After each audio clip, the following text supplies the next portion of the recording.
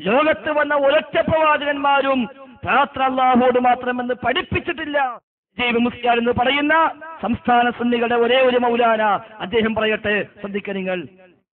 അപ്പൊ റബ്ബിന്റെ സഹായം ആ റബ്ബിന്റെ അടിമ തേടുന്നതിനും റബ്ബിന്റെ പരിഗണന റബ്ബിഷ്ടപ്പെടുന്ന കർമ്മങ്ങൾ നിർവഹിച്ചുകൊണ്ട് അടിമ ഉറപ്പുവരുത്തുന്നതിനുമാണ് ദുആ എന്ന് പറയുന്നത്. ദുആയുടെ നിർവചനം ഇതാണെന്ന് ഇമാം റാസി തന്റെ തഫ്സീർ 5-ാം വാല്യം 97-ാം പേജിൽ, ഇതൊരു പതിപ്പാണ്, പതിപ്പുകൾ തമ്മിൽ പേജിൽ മാറ്റമുണ്ടാവും, 5-ാം വാല്യം 97-ാം പേജിൽ യജമാനനായ റബ്ബുമായി ബന്ധപ്പെട്ട് നടത്തുന്ന കർമ്മങ്ങളോ വിശ്വാസങ്ങളോ വാചകങ്ങളോ പ്രാർത്ഥനകളോ മാത്രമാണ് ദുആ.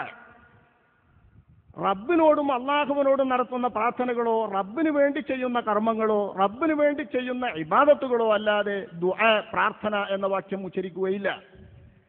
വേദശബ്ദത്തെ വ്യാഖ്യാനിച്ച ബാബു പോലും വിവരിച്ചത് തന്നെയാണ്. ഈശ്വരനോടുള്ള അപേക്ഷക്കല്ലാതെ ദുആ ഇബാദത്ത് എന്ന് പറയില്ല. ദുആ എന്നല്ല അദ്ദേഹം പ്രാർത്ഥനയാണ് പറഞ്ഞത്, പ്രാർത്ഥന എന്ന് പറയില്ല.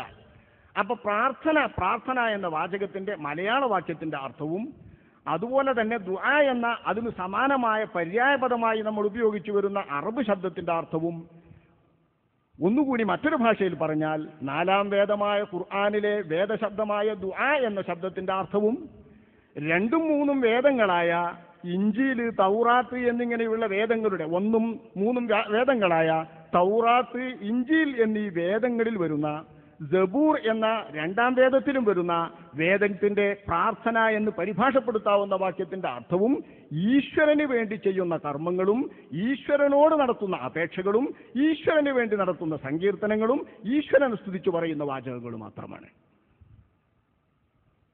ഇതാണ് പ്രാർത്ഥന എന്ന വാചകത്തിന്റെ വേദശബ്ദത്തിന്റെ സാങ്കേതിക അർത്ഥമെങ്കിൽ പ്രാർത്ഥന അള്ളാഹുവിനോട് മാത്രം എന്ന വാചകത്തെ നിങ്ങളൊന്ന് മലയാളത്തിൽ അടിച്ചു നോക്കി. അനുചിതത്വമില്ലേ ഇതിൽ? തീർച്ചയായും ഉണ്ട്. ഈശ്വരനോടും അള്ളാഹുവിനോടും നടത്തുന്ന അപേക്ഷക്കും ഈശ്വരനു വേണ്ടി അള്ളാഹുവിന് വേണ്ടി ചെയ്യുന്ന ഇബാദത്തുകൾക്കുമേ പ്രാർത്ഥന എന്ന് പറയൂ. അങ്ങനെയുള്ള പ്രാർത്ഥന അള്ളാഹുവിനോട് മാത്രം എന്നൊരു കൂട്ടർ 7 പതിറ്റാണ്ട് കാലമായി ശബ്ദം മുഴക്കി കേരളത്തിൽ അങ്ങോളം ഇങ്ങോളവും ഇപ്പോൾ കർണാടക സ്റ്റേറ്റിലുമൊക്കെ ഒന്നിച്ചു ഓടി പടയോട്ടം തന്നെ നടത്തി പ്രചരിപ്പിച്ചുകൊണ്ടിരിക്കുന്നത് അനുചിതമായ വാക്കല്ലേ? ഒരു ഉദാഹരണം എങ്ങനെ പറയാം? നിങ്ങൾ നിരൂപിച്ചാൽ ധാരാളം ഉദാഹരണം കിട്ടും. എനിക്ക് തോന്നുന്നത് മെൻസസ്, പെണ്ണുങ്ങൾക്ക് മാസാന്തം പുറപ്പെടുന്നവർ രക്തം പുറപ്പെടുന്നതിനെ നമ്മൾ സാധാരണ മെൻസസ് നേരെയുള്ള ഉറുദു രക്തം എന്ന് മലയാളത്തിൽ പറയാറ്. ഇത് സ്ത്രീകൾക്ക് പുറപ്പെട്ടാലേ ഉറുദു രക്തം എന്ന് പറയൂ. പുരുഷന്മാർക്ക് എങ്ങാനും വല്ല രക്തസ്രാവം ഉണ്ടായാൽ അതിന് പേര് മാറും. അതിനാരും ഹൈദ് എന്ന് അറബ് പറയൂല, ഉറുദു രക്തം എന്ന് മലയാളത്തിൽ പറയില്ല, മെൻസസ് എന്ന് നമ്മൾ ഇംഗ്ലീഷ് വേർഡായി സാധാരണ ഉപയോഗിച്ചു വരുന്നതും പറയില്ല. ഈ ഋതുരക്തം എന്ന സ്ത്രീകൾക്ക് മാത്രം ഉണ്ടാകുന്ന രക്തസ്രാവത്തെ ഋതുരക്തം സ്ത്രീകൾക്ക് മാത്രം എന്നൊരു കൂട്ടം മുദ്രാവാക്യം മുഴക്കിയിട്ട് കേരളമൊട്ടാകെ നടന്നാൽ അതെന്തുമാത്രം അനുചിതമാണോ അതുപോലെ അനുചിതമല്ലേ പ്രാർത്ഥന അല്ലാഹുവോട് മാത്രം എന്ന ശബ്ദവും? 1000 അമ്പിയാക്കന്മാരും ഈ അനുചിതമായ മുദ്രാവാക്യം മുഴക്കാനാണ് വന്നതെന്നും ഇത് ലോകത്ത് സ്ഥാപിക്കാനാണ് വന്നതെന്നും ആദം നബി മുതൽക്കുള്ള പ്രവാചകന്മാരെ കുറിച്ചെല്ലാം പറയുന്നത് ഏറ്റവും മോശപ്പെട്ട ആരോപണമാണ്, ദുരാരോപണം. ഈ വ്യർത്ഥമായ അർത്ഥശൂന്യമായ വാചകങ്ങളൊന്നും അമ്പിയാക്കന്മാർ പഠിപ്പിക്കൂല. ഇതുകൊണ്ട് ഒരൊറ്റ നബിയും ആ ശബ്ദം പഠിപ്പിച്ചിട്ടില്ല. അങ്ങനെ ഒരു വാക്യം ഒരു വേദത്തിലും ഇല്ലതാനും. പ്രാർത്ഥന അല്ലാഹുവിനോട് മാത്രം എന്ന് പറയുന്ന ഒരു വാക്യം ഒരു വേദത്തിലും പഠിപ്പിച്ചിട്ടില്ല.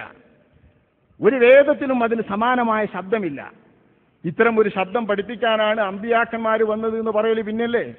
വിശുദ്ധ ഖുർആൻ പറയുന്നത് നബിമാരെ ഒക്കെ വിട്ടത് ലാ ഇലാഹ ഇല്ലാ അന ഫഅ്ബുദൂ. അള്ളാന്റെ അമ്പിയാക്കന്മാർ ഏക ഇലാഹ് അള്ളാഹു മാത്രമേ ഉള്ളൂ എന്ന് പഠിപ്പിക്കുന്ന തൗഹീദ്, ലാ ഇലാഹ ഇല്ലല്ലാഹ് എന്ന് നിശ്ചിത പദം നിശ്ചയിക്കപ്പെട്ടിട്ടുള്ള തൗഹീദ്. ആ സ്ഥാനത്ത് ലാ ഇലാഹ എന്ന വാക്യത്തിന്റെ അവിടെ ലാ റബ്ബ എന്ന് പറഞ്ഞിട്ട് ഫലമില്ല. ലാ ഇലാഹ ഇല്ലല്ലാഹു എന്ന ശബ്ദം പോക്കി അള്ളാഹുവിനെ മാറ്റി ലാ ഇലാഹ ഇല്ല റഹ്മാൻ എന്ന് പറഞ്ഞാലും തൗഹീദാകൂല. വാസ്തവൊക്കെ ഒന്നല്ലേ? അള്ളാഹ് എന്നറിയുന്നതും റഹ്മാൻ എന്നറിയുന്നതും അള്ളാഹുവിന് മാത്രമുള്ള പേരാണ്. അള്ളാഹു അല്ലാത്ത ഒരാളെയും റഹ്മാൻ എന്ന് വിളിക്കാൻ പാടില്ല. എന്നാൽ പോലും ഒരാൾ മുസ്ലിം ആകുമ്പോൾ ലാ ഇലാഹ ഇല്ല റഹ്മാൻ എന്നാണ് ഉച്ചരിക്കുന്നതെങ്കിൽ അത് തൗഹീദല്ല. ലാ റബ്ബ ഇല്ല റഹ്മാൻ, ലാ ഇലാഹ ഇല്ല റഹ്മാൻ എന്നതിന്റെ അർത്ഥം ഏതാണ്ടൊക്കെ മനസ്സിലാകും. ലാ റബ്ബ ഇല്ല റഹ്മാൻ, ലാ റബ്ബ ഇല്ലല്ലാഹ് എന്ന് പറഞ്ഞാൽ പറ്റൂല. അഷ്ഹദു അല്ലാ ഇലാഹ ഇല്ലല്ലാഹ് ഇങ്ങനെ തന്നെ പറയണം. ബാങ്ക് കൊടുക്കുമ്പോൾ അഷ്ഹദു അല്ലാ ഇലാഹ ഇല്ലല്ലാഹ് എന്ന് മാറ്റിയെടുത്ത് അഷ്ഹദു അല്ലാ റബ്ബ ഇല്ലല്ലാഹ് എന്ന് പറഞ്ഞ ബാങ്ക് ബാത്തിലായി. അഷ്ഹദു അല്ലാ ഇലാഹ ഇല്ലർ റഹ്മാൻ എന്ന് പറഞ്ഞാൽ ബാങ്ക് ബാത്തിലായി, അത്തഹിയാത്ത് ബാത്തിലായി. ഇതിനർത്ഥം എന്താണ്? തൗഹീദിന് കണിശമായ ശബ്ദമുണ്ട്, കണിശമായ വാക്യമുണ്ട്. ആ കണിശമായ വാക്യത്തിന്റെ ഒരു വാക്യവും മാറ്റാൻ പാടില്ല. അത്രയും കണിശമായി അമ്പിയാക്കന്മാർ പഠിപ്പിച്ച ലാ ഇലാഹ ഇല്ലല്ലാഹ് എന്ന വാക്യത്തിന്റെ കാതലായ വശം അള്ളാഹുവിനോടല്ലാതെ പ്രാർത്ഥിക്കാൻ പാടില്ല എന്നാണ് എന്ന് പറഞ്ഞാൽ, അള്ളാഹുവല്ലാതെ ദുആ ചെയ്യപ്പെടാൻ പറ്റുന്നവനില്ലാന്നോ അള്ളാഹുവിനോടല്ലാതെ ദുആ ഇല്ല എന്നോ പറയുന്ന ഒരു വാക്യം ഏതെങ്കിലും ഒരു സമയത്ത് ഏതെങ്കിലും ഒരു നബി ഏതെങ്കിലും ഒരു സമൂഹത്തോട് പറഞ്ഞതായോ പഠിപ്പിച്ചതായോ ഏതെങ്കിലും ഒരു വേദത്തിൽ ഉദ്ധരിക്കാൻ ആർക്കെങ്കിലും കഴിഞ്ഞിട്ടുണ്ടോ? ഇന്ന് വരെ കഴിഞ്ഞിട്ടില്ല, മേലിൽ കഴിയുകയുമില്ല. എവിടെയും അങ്ങനെ ഒരു ശബ്ദവുമില്ല. ഈ ശബ്ദം ലോകത്താകെ കേൾക്കാൻ തുടങ്ങിയിട്ട് ഹിജറ 8-ാം നൂറ്റാണ്ടിന്റെ പ്രാരംഭം മുതലേ തുടങ്ങിയിട്ടുള്ളൂ. ഹിജറ 8-ാം നൂറ്റാണ്ടിന്റെ പ്രാരംഭം. ഹിജറ 8-ാം നൂറ്റാണ്ടിന്റെ പ്രാരംഭം കഴിഞ്ഞ് ഇപ്പോൾ ലോകം ഇത് കേൾക്കാൻ തുടങ്ങിയിട്ട് ഏതാണ്ട് ഹിജറ 12-ാം നൂറ്റാണ്ടിന്റെ ആരംഭത്തിലേത് വന്നിട്ടുള്ളൂ. ഹിജറ 12-ാം നൂറ്റാണ്ട്. ഇപ്പൊ ഏതാ നൂറ്റാണ്ട്? 1426 ഹിജറ. അപ്പൊ 15-ാം നൂറ്റാണ്ട്. ഹിജറ 15-ാം നൂറ്റാണ്ടിൽ നിലകൊള്ളുന്ന നമുക്ക് നമ്മുടെ ഒരു 3 നൂറ്റാണ്ടിന്റെ ഇടയിലുള്ള പഴക്കമേ അള്ളാഹുവിനോടല്ലാതെ ദുആ ചെയ്യാൻ പാടില്ല, ദുആ അള്ളാഹുവിനോട് മാത്രം എന്ന ശബ്ദം തൗഹീദിന്റെ പേരിൽ പഠിപ്പിക്കപ്പെടാൻ തുടങ്ങിയിട്ട് ഇന്നത്തെ തലമുറയിലായിട്ടുള്ളൂ, ഇതിന്റെ അടുത്ത തലമുറയിലുമായിട്ടുള്ളൂ.